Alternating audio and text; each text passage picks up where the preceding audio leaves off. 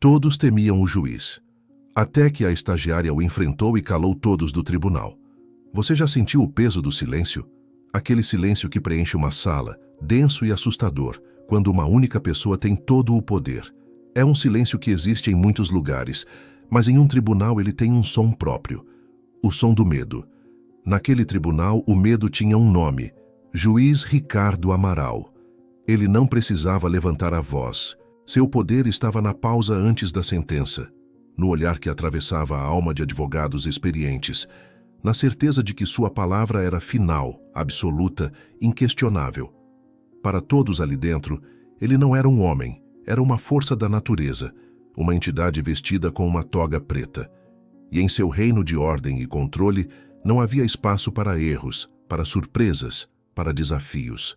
A justiça, ali, parecia ter um roteiro muito bem definido, e todos conheciam seu papel.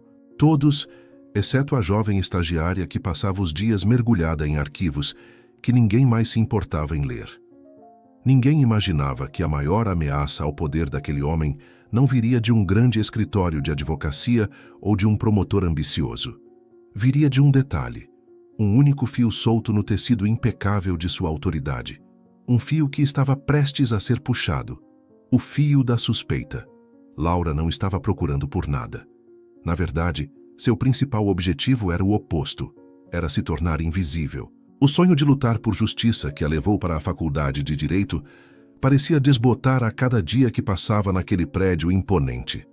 Ali, a justiça parecia menos uma busca pela verdade e mais um jogo complexo de regras, egos e burocracia. E ela, uma simples estagiária, era apenas um peão. Sua rotina era um ciclo de tarefas silenciosas, e seu refúgio, ou talvez sua prisão, era o arquivo morto.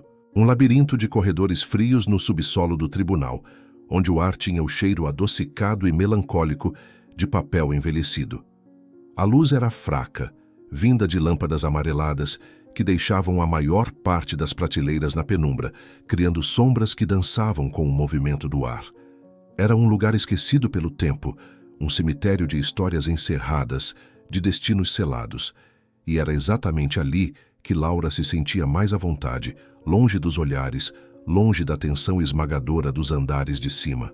Seu trabalho era monótono: organizar processos antigos, digitalizar o que fosse preciso, garantir que o passado estivesse devidamente catalogado. Naquela tarde, ela trabalhava em uma pilha de casos de despejo dos últimos 10 anos, todos julgados pelo juiz Amaral. Eram histórias de vidas desfeitas, de famílias que perderam tudo, reduzidas a centenas de páginas amarradas por um barbante. Ela pegou um processo aleatório, o de número 784. A poeira fina cobriu seus dedos enquanto ela folheava os autos. Era um caso triste, mas comum. Uma família, uma dívida, uma ordem de despejo. Ela lia os depoimentos, as petições, a papelada técnica. E foi então que ela viu. No depoimento inicial da família, eles mencionavam um consultor financeiro que os havia orientado, um homem chamado Marcos Andrade, da empresa Soluções Futuras. O nome estava ali, claro como o dia. Mas ao avançar para os relatórios finais e para a sentença do juiz, o nome simplesmente não existia mais. A consultoria, o homem, a empresa, evaporaram. Laura franziu a testa. Que estranho. Provavelmente um erro de digitação, ou talvez o advogado da família tenha decidido não usar aquele depoimento.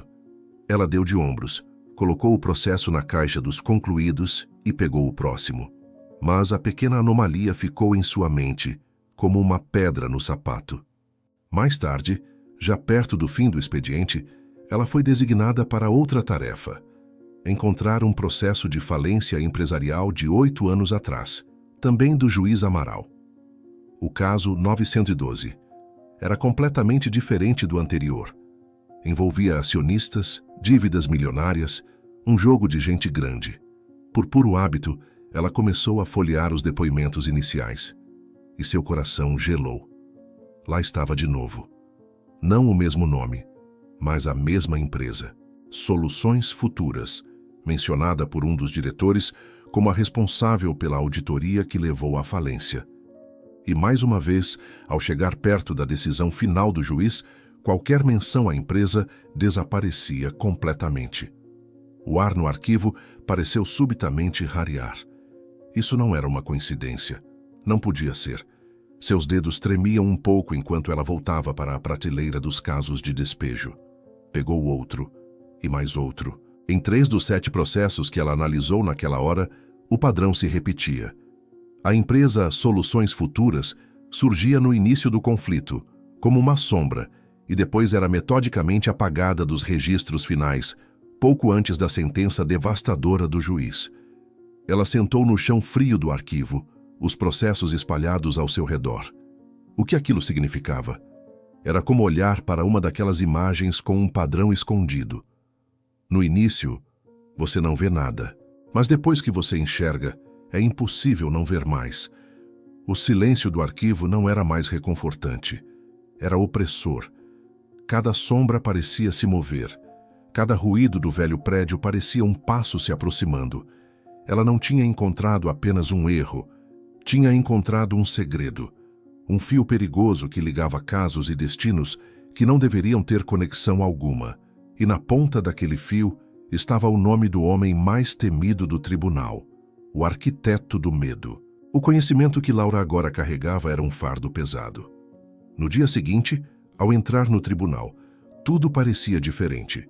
O mesmo prédio, as mesmas pessoas, mas ela via tudo através de um novo filtro, uma lente de suspeita que tornava cada detalhe mais nítido, cada sombra mais escura.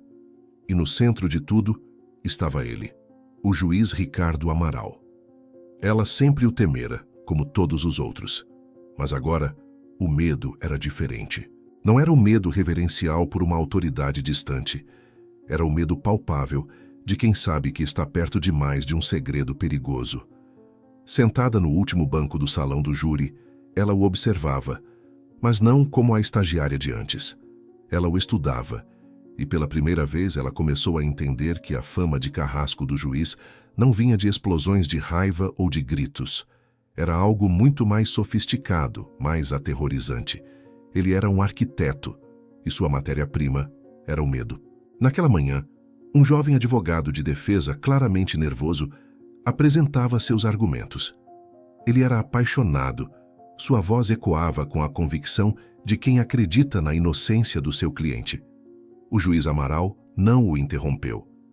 Ele simplesmente recostou-se em sua cadeira, uniu as pontas dos dedos e o observou, sem expressão, sem um único aceno.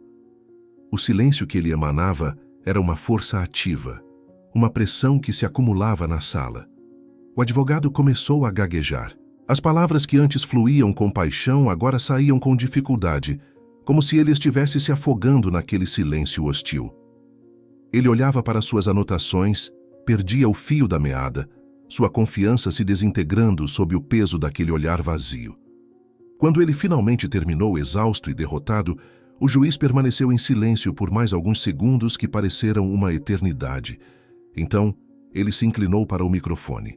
Sua voz era baixa, quase um sussurro, mas cortava o ar como uma lâmina. "Doutor", ele disse, "o senhor baseou toda a sua argumentação na premissa de que a testemunha-chave estava na cidade no dia do crime. Mas o senhor se deu ao trabalho de verificar o extrato do cartão de crédito dela, que está na página 342 do anexo 4? O jovem advogado ficou pálido. Todos na sala sabiam o que aquilo significava. Um único golpe, preciso e devastador. Ele não apenas refutou o argumento. Ele humilhou o advogado, expondo uma falha que ele, o juiz, com seu controle absoluto sobre cada detalhe do processo, já conhecia. Laura assistia a tudo, fascinada e apavorada. Aquilo não era justiça, era uma performance. Uma demonstração de poder calculada para lembrar a todos quem estava no controle. Ela percebeu que tudo nele era intencional.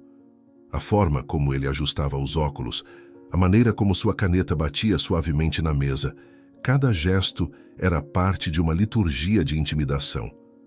As pessoas não o temiam porque ele era cruel. Elas o temiam porque ele era imprevisível, inteligente e parecia estar sempre 10 passos à frente.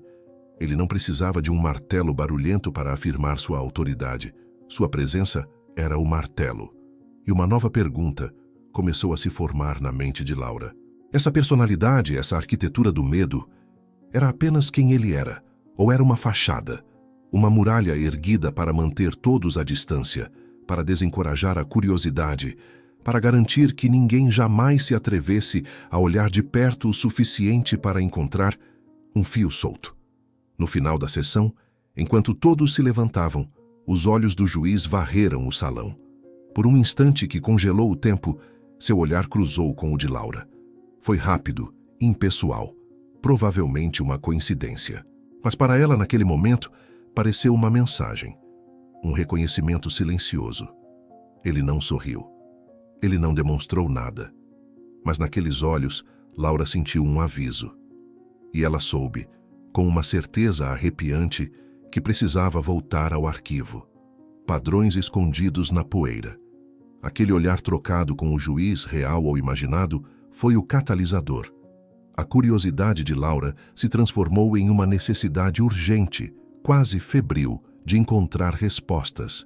O medo de ser descoberta era agora menor do que o medo de não saber a verdade.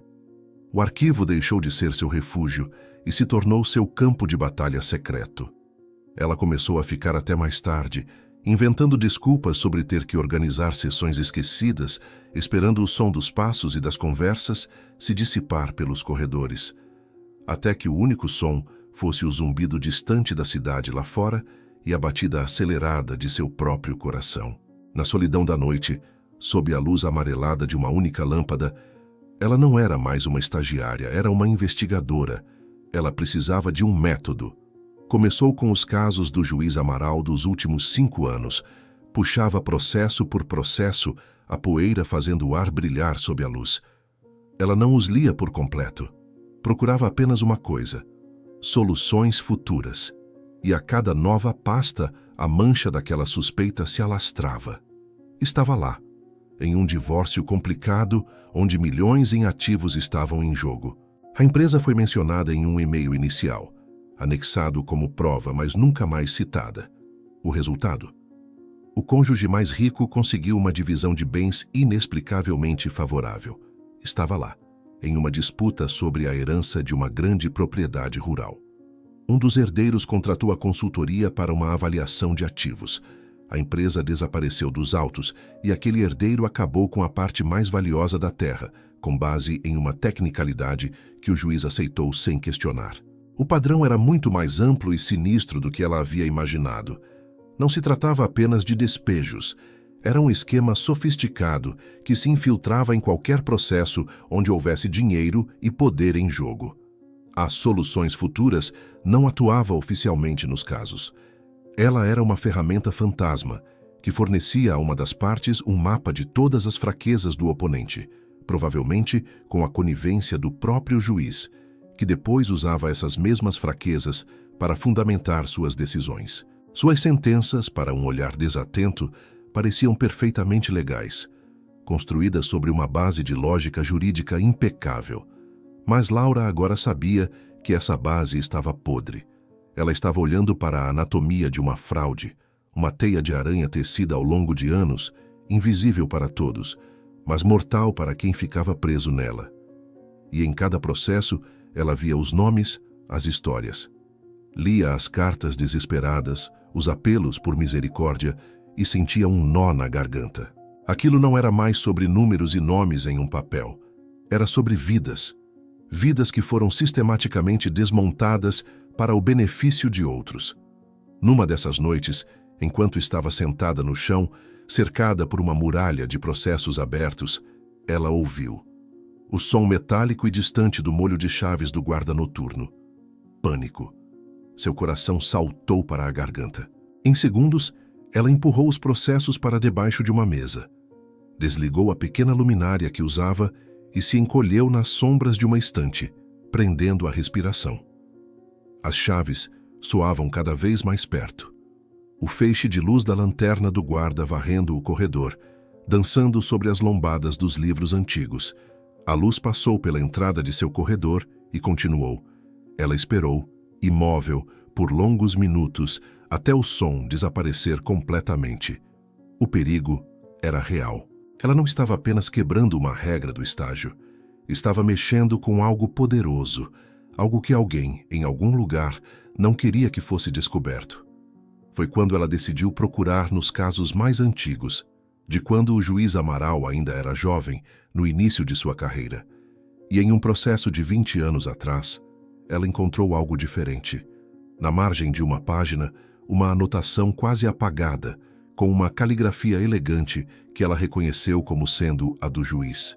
Não era uma observação sobre o caso. Era uma única palavra, que não fazia sentido algum no contexto jurídico.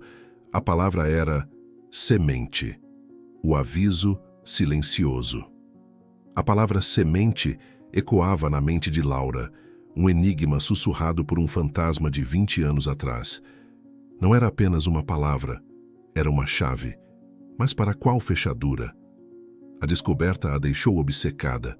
Durante o dia, ela tentava manter a fachada de uma estagiária dedicada, mas sua mente estava a quilômetros de distância, perdida nos corredores empoeirados do arquivo, tentando decifrar o indecifrável. Essa obsessão, no entanto, a tornou descuidada. Ela começou a cometer pequenos erros. Devolveu um processo para a estante errada, deixou um livro de registros aberto na página errada, erros triviais para qualquer um, mas em um lugar governado pela ordem absoluta do juiz Amaral, até mesmo um grão de areia fora do lugar poderia causar uma avalanche. E alguém notou. Seu nome era Afonso, o escrivão-chefe do arquivo, um homem que estava ali há mais de 30 anos, um guardião silencioso dos segredos do tribunal. Ele era uma figura quase invisível, de ombros curvados e óculos grossos, mas seus olhos não perdiam nada. Um dia, ele a encontrou examinando um processo de litígio de terras da década de 90, muito além do escopo de suas tarefas.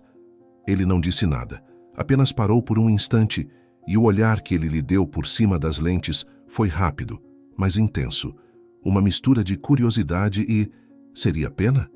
No final daquela semana, enquanto Laura arrumava suas coisas para ir embora, sentindo o peso do cansaço e da paranoia, Afonso se aproximou dela no corredor agora vazio. "Laura", ele disse, sua voz baixa e um pouco rouca pelo desuso. Ela se virou, o coração disparado. "Sim, Sr. Afonso." Ele não a encarou diretamente, seus olhos focados em um ponto qualquer na parede. "Você me lembra de um rapaz que estagiou aqui, uns 15 anos atrás. Brilhante, muito brilhante. Tinha a sua curiosidade." Ele fez uma pausa, e o silêncio que se instalou entre eles era pesado. Ele achava que a justiça estava apenas nos livros. Não entendia que, às vezes, ela também está no que não é dito, no que não é visto. Afonso então se virou para ela, e pela primeira vez ele a olhou nos olhos. Ele fez muitas perguntas sobre coisas antigas, coisas que já estavam resolvidas. A carreira dele, depois que saiu daqui, nunca decolou. Uma pena, um talento desperdiçado. As palavras dele eram suaves, quase paternais, mas o significado por trás delas era uma adaga de gelo. Não era um conselho, era um aviso. "Neste prédio, menina", ele continuou dando um passo à frente, "algumas portas devem permanecer fechadas, não por estarem trancadas, mas porque o que está atrás delas é pesado demais para uma pessoa só carregar. Entenda que o silêncio muitas vezes é uma forma de sobrevivência." Ele deu um tapinha leve em seu ombro e se afastou, seus passos ecoando pelo corredor até desaparecerem. Laura ficou paralisada, o toque dele ainda queimando em sua pele.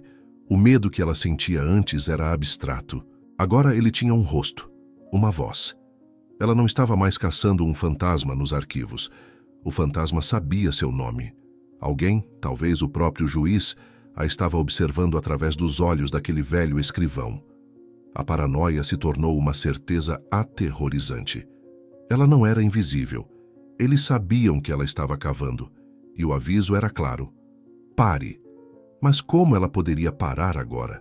Se recuasse, viveria para sempre se perguntando, para sempre com medo de que soubessem o que ela descobriu. O caminho de volta havia desaparecido. Só havia um caminho, para frente. Naquela noite ela não conseguiu dormir. A única coisa que podia fazer era trabalhar. Ela abriu seu notebook e acessou a pauta de julgamentos da semana seguinte. E foi quando ela viu. O próximo caso do juiz Amaral. Uma ordem de despejo. Uma mãe solteira contra uma grande incorporadora. Laura sentiu um frio percorrer sua espinha ao ler o nome do escritório de advocacia que representava a empresa.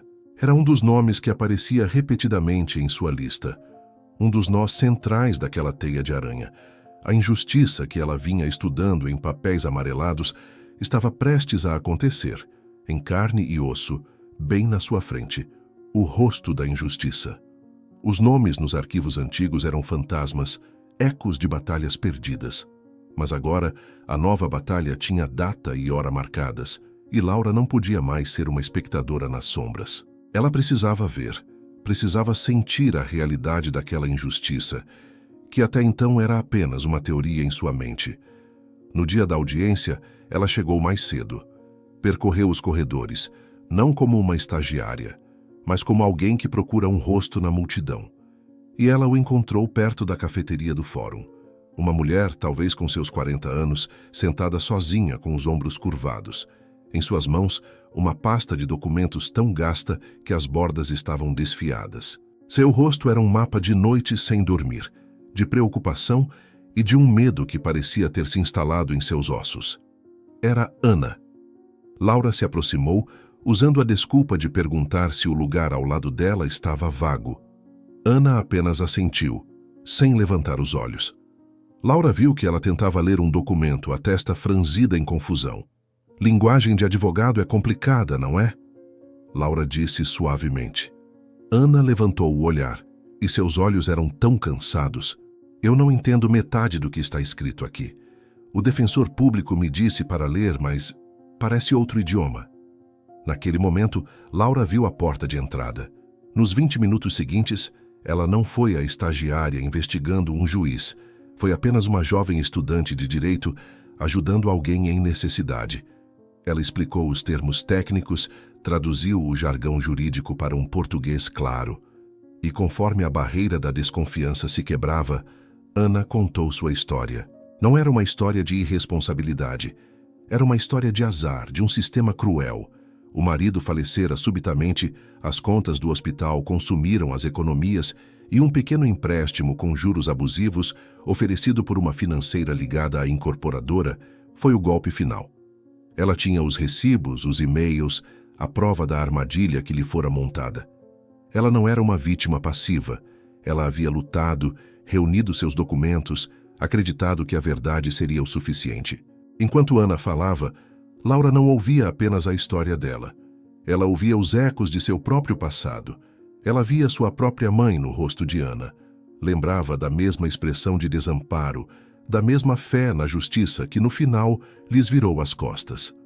A dor que ela havia enterrado na infância voltou com uma força avassaladora. Aquela não era mais a luta de Ana. Era a luta de sua família. Era a chance de reescrever um final que a assombrava por anos. A audiência começou, e a sala do tribunal se transformou em um palco para um massacre silencioso. De um lado, o advogado da incorporadora, impecável em seu terno caro, articulado, confiante. Do outro, o defensor público de Ana, um homem bom, mas visivelmente sobrecarregado, com dezenas de outros casos para lidar. E no centro, como um maestro regendo uma ópera macabra, estava o juiz Amaral. Laura assistia a tudo, e seu sangue fervia. Ela via a conspiração em ação.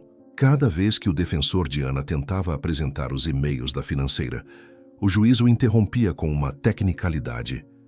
Isso não foi devidamente autenticado, doutor. Cada vez que ele tentava mostrar o padrão predatório da empresa, o juiz o cortava. Atenha-se aos fatos deste caso específico. E para o advogado da incorporadora, todas as portas estavam abertas. Objeções eram aceitas sem hesitação. Argumentos eram ouvidos com atenção paciente. Era uma farsa, uma dança coreografada onde o resultado já estava decidido. O juiz não estava julgando, ele estava apenas cumprindo o roteiro. A audiência durou menos de 1 hora. Ao final, o juiz Amaral, com uma frieza que cortava o ar, anunciou que proferiria a sentença no dia seguinte. Era uma formalidade. Todos ali sabiam o que ele iria dizer. A esperança havia sido executada. Enquanto as pessoas se retiravam, Ana permaneceu sentada por um momento, seu corpo finalmente cedendo ao peso da derrota. Ela olhou através da sala e seus olhos encontraram os de Laura. Não havia acusação em seu olhar, nem mesmo pergunta. Havia apenas um vazio, a aceitação silenciosa de que o mundo era exatamente tão injusto quanto ela temia. Aquele olhar atravessou Laura. Era o fim da linha. O tempo para investigar, para hesitar, para ter medo, havia acabado. Em menos de 24 horas, a vida daquela mulher seria destruída. E Laura era a única pessoa no mundo que sabia o porquê. A encruzilhada da consciência. Laura saiu do tribunal, mas o olhar de Ana a seguiu. Ele se prendeu em sua memória, uma âncora que a impedia de respirar fundo. As vozes e o movimento dos corredores se tornaram um ruído branco e distante. Em sua mente, só havia o silêncio da derrota de Ana e o som alto e ensurdecedor de um relógio em contagem regressiva. A sentença seria proferida às 10 da manhã. 20 horas. 20 horas para a vida de uma família ser virada de cabeça para baixo por uma mentira que só ela conhecia. Ela caminhou sem rumo pelas ruas da cidade, o ar da tarde parecendo pesado e difícil de respirar. Sua mente era um turbilhão, um campo de batalha onde duas versões de seu futuro lutavam até a morte. De um lado, a sobrevivência, o caminho da prudência. Ela podia não fazer nada. Podia fechar os olhos como todos os outros. A sentença seria dada, Ana perderia sua casa e a vida seguiria em frente. Laura terminaria seu estágio, se formaria, talvez se tornasse uma boa advogada. Mas ela sabia, com uma certeza que doía na alma, que seria uma mentira. Cada caso que ela pegasse, cada cliente que ela defendesse, seria assombrado pelo fantasma da mulher que ela abandonou. A toga que ela sonhava em vestir se tornaria um traje de vergonha. Ela não seria uma defensora da justiça. Seria apenas mais uma peça na engrenagem da indiferença. Do outro lado, a resistência. O caminho da coragem, ou talvez da loucura. Ela podia agir, podia se levantar no meio do tribunal e gritar tudo o que descobriu. E o que aconteceria então? A imagem era vívida em sua mente. O choque inicial, seguido pelo desprezo gelado do juiz Amaral. Ele a desmembraria com sua lógica afiada. A pintaria como uma estagiária incompetente e desequilibrada, movida por teorias da conspiração. Ela não seria apenas demitida. Seria humilhada, desacreditada. Seu nome estaria manchado para sempre. Ninguém jamais a contrataria. Seria o fim de seu sonho antes mesmo que ele começasse. O aviso de Afonso ecoava em seus ouvidos. O que está atrás da porta é pesado demais para uma pessoa só carregar. E ela se sentia terrivelmente só. Não era uma escolha entre o certo e o errado. Era uma escolha entre duas mortes. A morte de sua alma ou a morte de seu futuro. Exausta, ela voltou para seu pequeno apartamento, mas não conseguia ficar parada. A palavra semente martelava em sua cabeça. Era a única peça que não se encaixava, a única que parecia pessoal, uma pista deixada pelo próprio juiz. Tinha que significar alguma coisa. Movida por uma última fagulha de esperança, ela tomou uma decisão. O medo era grande, mas o arrependimento seria eterno. Ela voltou para o tribunal. O prédio à noite era um gigante adormecido e ameaçador. Usando uma chave do arquivo que ela havia copiado secretamente semanas antes, ela entrou.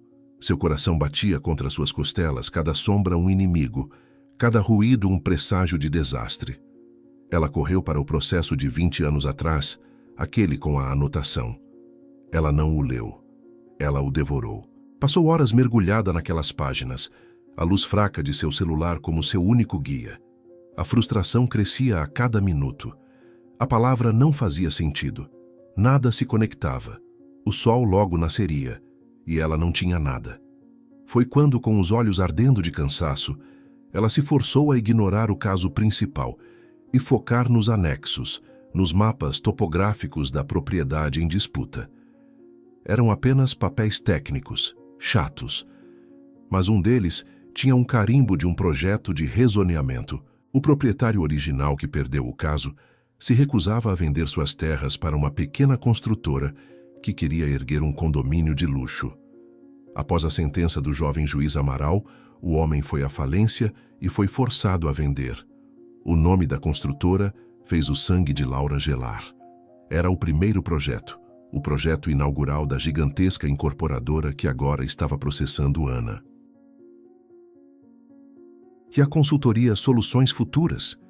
Uma busca rápida no celular revelou que ela foi fundada apenas 2 meses após aquela sentença pelos mesmos sócios da construtora.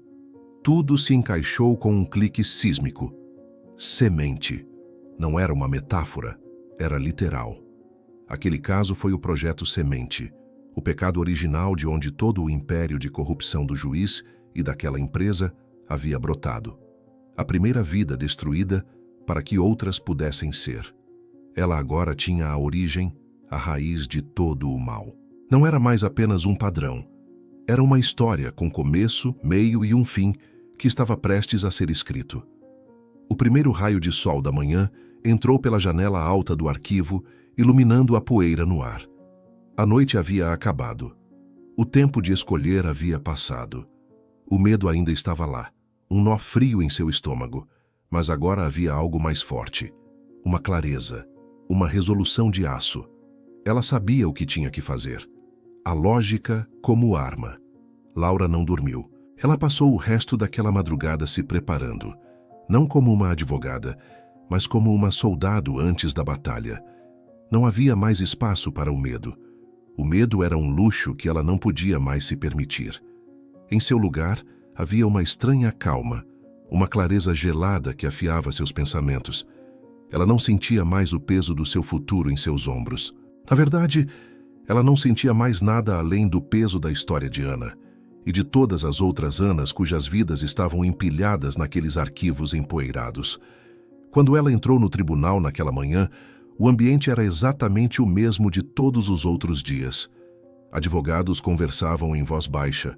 O cheiro de café e papel impregnava o ar. Ana estava sentada no mesmo lugar, o rosto pálido, já de luto pela vida que estava prestes a perder. Para o mundo, era apenas mais uma terça-feira. Para Laura, era o fim do mundo como ela o conhecia. O juiz Amaral entrou e a liturgia do medo começou. O silêncio caiu, as costas se endireitaram, a atenção de todos se voltou para o homem que se sentava no trono de madeira escura. Ele ajustou os óculos, folheou os papéis à sua frente com uma indiferença ensaiada e chamou o caso. Processo número 1134, a ação de despejo movida pela Corporação Imobiliária Alfa contra a senhora Ana Silva. A voz dele era um monotrilho, desprovida de qualquer emoção.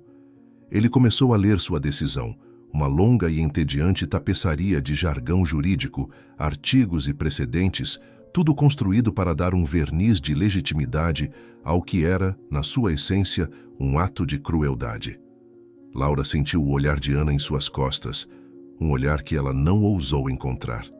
Era agora ou nunca. Com o coração batendo um ritmo violento contra suas costelas, ela se levantou. Com licença, meritíssimo. A voz dela não foi alta, mas foi firme. Cortou a monotonia da sala como uma pedra atirada em um lago parado. O juiz parou de ler. Um silêncio chocado se instalou.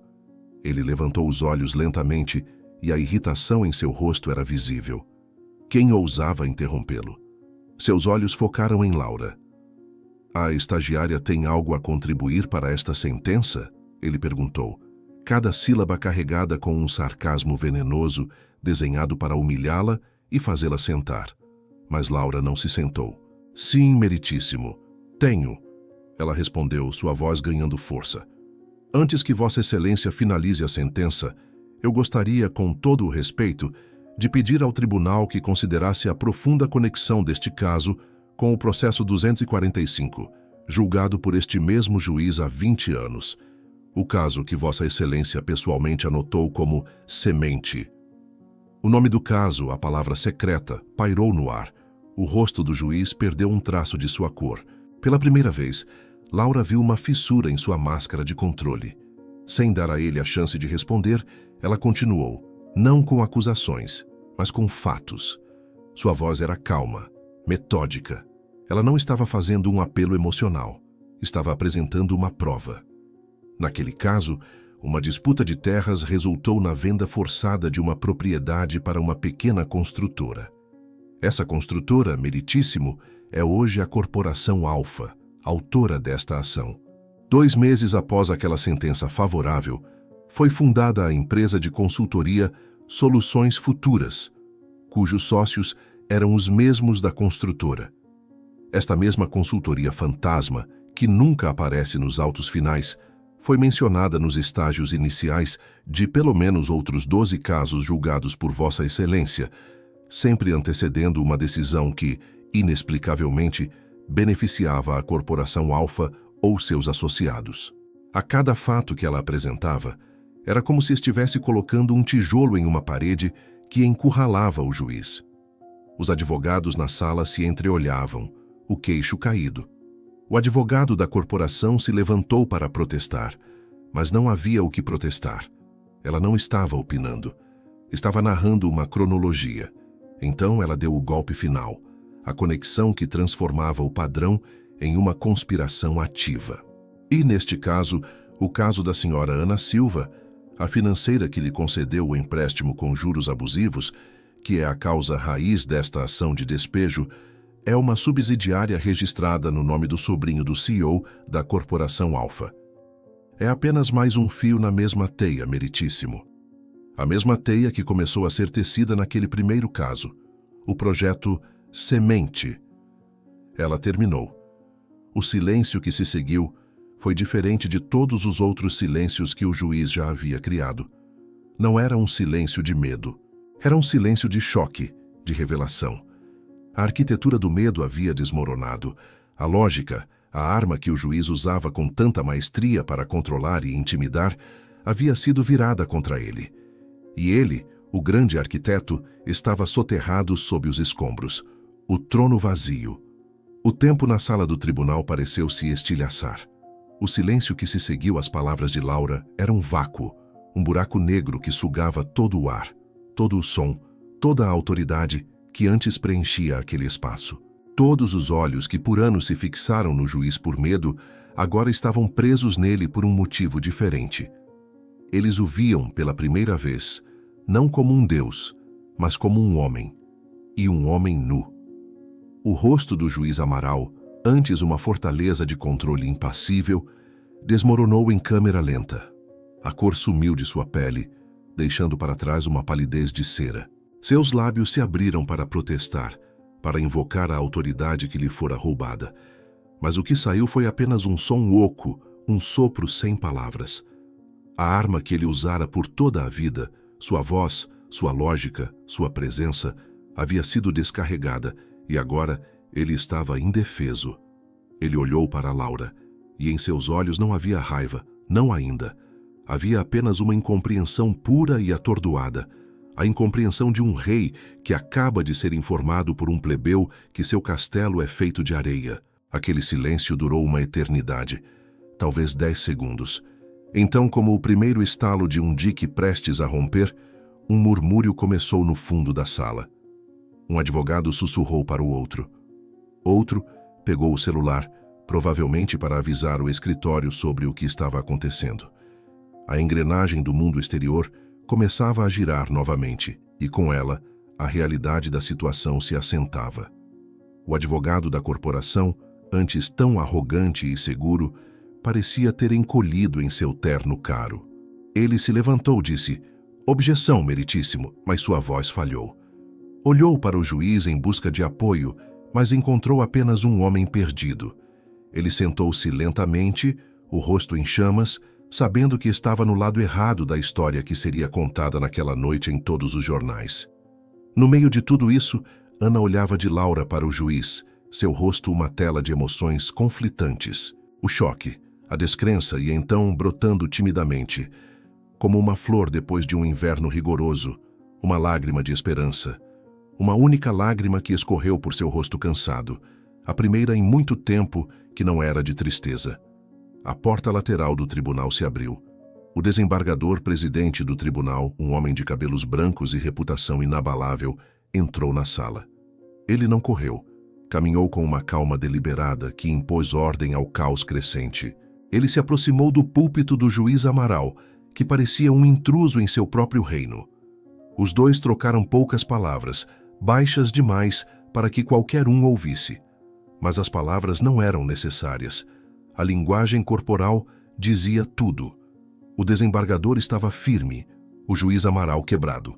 Então o desembargador se virou para a sala e falou, sua voz ressoando com a autoridade que Amaral havia acabado de perder.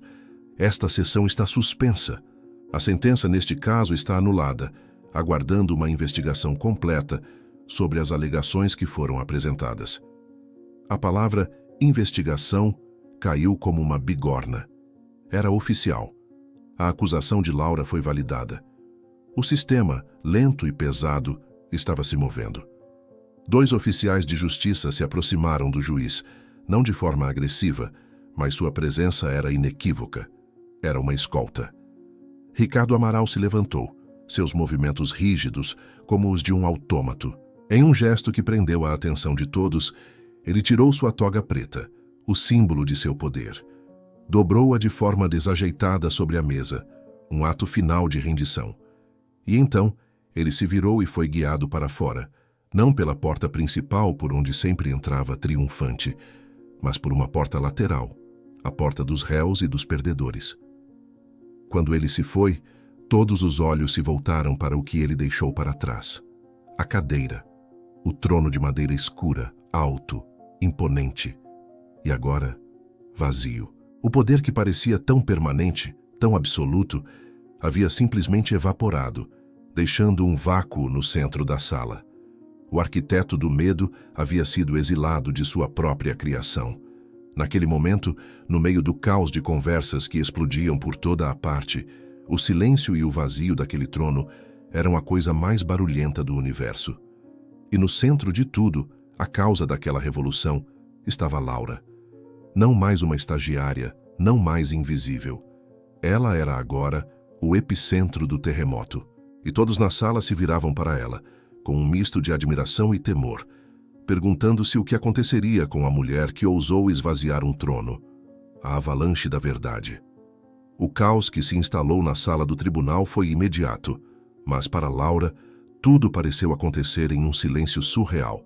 As pessoas se moviam ao seu redor, vozes se erguiam em tons de choque e excitação, mas ela se sentia distante, como se estivesse assistindo a tudo de trás de um vidro. Ela derrubou um rei. E agora? O que acontece depois? A primeira pessoa a quebrar aquele feitiço foi Ana. Ela se aproximou de Laura, o rosto banhado em lágrimas que agora eram de alívio. Ela não disse nada no início, apenas a abraçou. Um abraço de uma força desesperada, de uma gratidão tão profunda que não cabia em palavras. E então ela sussurrou no ouvido de Laura a única palavra que importava: obrigada.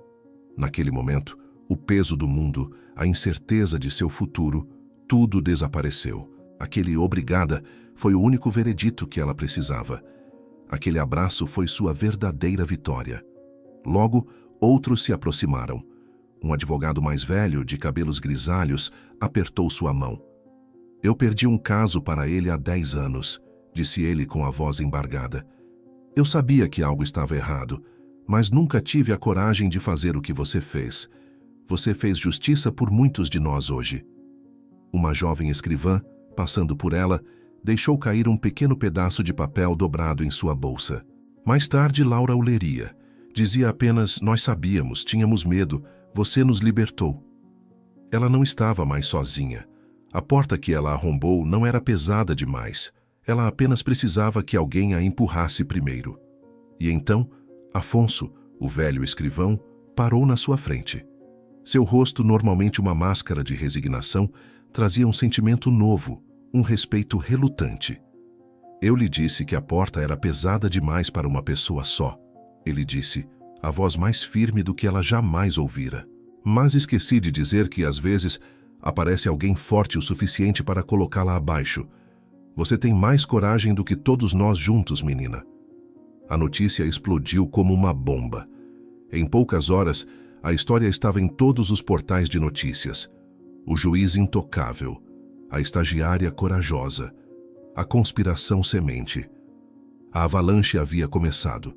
Uma força-tarefa especial foi montada para investigar as alegações. E o que Laura havia descoberto era apenas a ponta do iceberg. Com a queda do juiz, o muro de medo que ele havia construído por décadas ruiu. O ato de coragem de Laura foi a faísca que incendiou a floresta. Advogados, funcionários e até mesmo outras vítimas da corporação Alfa, pessoas que por anos sofreram em silêncio, começaram a procurar os investigadores. Cada nova denúncia, cada novo depoimento era mais uma pá de neve se juntando à avalanche que agora descia a montanha com uma força imparável, varrendo tudo em seu caminho. A investigação confirmou cada detalhe que Laura havia levantado e descobriu uma rede de corrupção ainda mais profunda. Encontraram as transferências de dinheiro, as propriedades em nomes de laranjas, as provas irrefutáveis. Laura foi chamada para depor, mas desta vez ela não entrou no prédio como uma estagiária invisível. Ela entrou como a testemunha principal. Sentada na frente dos promotores, ela narrou sua jornada, não com medo ou hesitação, mas com a autoridade de quem é dono da verdade. Ela apresentou os fatos, a linha do tempo, a lógica que havia usado como arma, e eles a ouviram não com dúvida, mas com reverência. As semanas que se seguiram foram um borrão. Prisões foram feitas. O CEO da corporação Alfa, seu sobrinho, executivos das Soluções Futuras. E, claro, o ex-juiz Ricardo Amaral. O sistema tão lento e relutante em se mover, agora agia com uma velocidade impressionante para se purificar. A justiça, por tanto tempo distorcida, começava a se endireitar. Um dia tudo se acalmou. As ligações da imprensa diminuíram, os depoimentos acabaram. Laura estava em pé, do outro lado da rua, olhando para o prédio do tribunal, agora banhado pela luz do fim da tarde. A avalanche havia passado. A verdade havia prevalecido. Mas e agora? O mundo a chamava de heroína, mas ela não se sentia como uma. Ela se sentia quieta. A luta que a consumiu por tanto tempo havia terminado. E na paz que se seguiu, uma nova pergunta surgiu. Quem era Laura, agora que a guerra havia acabado? A coragem de uma voz. Na quietude que se seguiu à tempestade, Laura finalmente teve tempo para se reencontrar. O reflexo que a encarava no espelho não era mais o de uma estagiária assustada, nem o de uma heroína estampada nos jornais. Era o rosto de uma mulher que havia atravessado o fogo e descoberto do que era feita. A fama era uma consequência estranha e desconfortável. Propostas de emprego de grandes escritórios de advocacia chegaram, prometendo salários e prestígio que ela jamais sonhara. Mas como ela poderia aceitar um lugar em um arranha-céu de vidro quando sua jornada a ensinou que a verdadeira justiça era encontrada nos subsolos empoeirados? Uma semana depois, ela se encontrou com Ana em um pequeno café. Não havia mais o peso do mundo nos ombros de Ana. Seus olhos, antes cansados, agora brilhavam com uma nova luz. O processo contra ela havia sido arquivado, e a investigação forçou a incorporadora a criar um fundo de reparação para as vítimas de seus esquemas. Com esse dinheiro, Ana estava abrindo um pequeno ateliê de costura, seu sonho de uma vida inteira. Sabe, Laura, disse Ana mexendo o açúcar em seu café, você não salvou apenas a minha casa. Você me devolveu a fé de que uma pessoa, uma única pessoa, pode sim fazer a diferença. Aquelas palavras foram a única proposta de emprego que Laura realmente aceitou. Ela recusou as ofertas dos grandes escritórios. Em vez disso, ela se juntou a outros 2 jovens advogados que, inspirados por sua história, queriam seguir um caminho diferente. Juntos, eles usaram a notoriedade do caso Semente para fundar uma pequena organização de auxílio jurídico. Uma fundação sem fins lucrativos, dedicada a defender pessoas como Ana. A procurar por aqueles fios soltos que os poderosos tentam esconder no tecido da lei. Laura não se tornou uma advogada rica ou famosa. Ela se tornou algo muito mais importante. Ela se tornou uma guardiã das histórias que ninguém queria ouvir, uma voz para os que haviam sido silenciados. Ela voltou para os arquivos, não por obrigação, mas por vocação, porque ela aprendeu que cada processo empoeirado é uma vida, e cada vida merece ser defendida. Finalmente, esta história nunca foi sobre um juiz corrupto ou uma conspiração complexa. Foi sobre algo muito mais simples e, ao mesmo tempo, infinitamente mais poderoso. Foi sobre o momento em que uma pessoa, encurralada entre o que é fácil e o que é certo, escolhe não se calar. A coragem não é a ausência do medo. Laura sentiu medo em cada passo do caminho. A coragem é a decisão de que algo é mais importante do que o medo. É a compreensão de que uma única voz, por mais trêmula que seja no início, pode se tornar um coro quando fala a verdade. Quantos de nós caminhamos por nossos próprios tribunais todos os dias, em nossos trabalhos, em nossas famílias, e escolhemos o silêncio por medo? Quantas vezes vemos um fio solto na tapeçaria da injustiça e decidimos não puxá-lo? A história de Laura nos lembra que a maior força do mundo não está em um trono ou em um martelo. Está na convicção silenciosa de uma consciência que se recusa a ser cúmplice. Está na coragem de uma voz.